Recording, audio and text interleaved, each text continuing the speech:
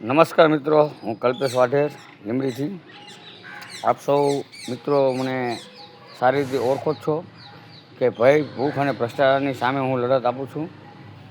ત્યારે આજે એક નવી લડત લઈને હું આવ્યો છું અને બધાને ખબર પડે તે માટે.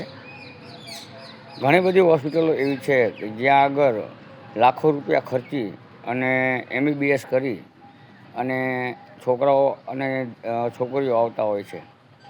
પણ એવી એક નીતિ છે સરકારની કે જેઓને સ્ટાઇપેન્ડ પણ આપવામાં આવતું નથી, જેને કહેવાય છે ઇન્ટર્ન્સ ડૉક્ટર, જે સારી એવી કામગીરી કરતા હોય છે.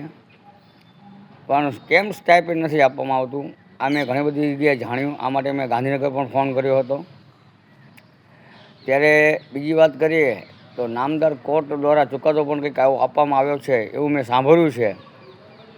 પણ હજી લેટર મારી પાસે નથી આવ્યો. લેટર આવશે ત્યારે પણ હું ફરીથી લાઈવ થઈશ.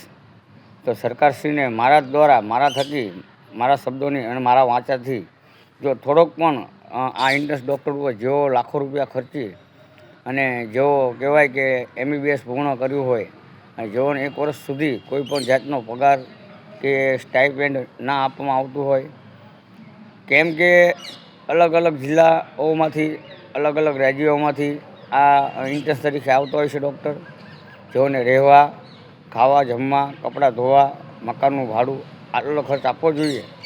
તમારું શું કહેવું છે? તમારું શું માનવું છે? કોમેન્ટમાં મને વધુ જણાવો, શેર કરો, જેથી સરકાર સુધી આ વિડીયો પહોંચે અને સરકાર આ ઇન્ટર્ન્સની સામે જુએ અને ઇન્ટર્ન્સના જે કહેવાય પગાર બાકી હોય તે પગાર ચૂકવે એવી સરકારને મારી એક નમ્ર અપીલ, નમ્ર વિનંતી, નમ્ર અરજ છે.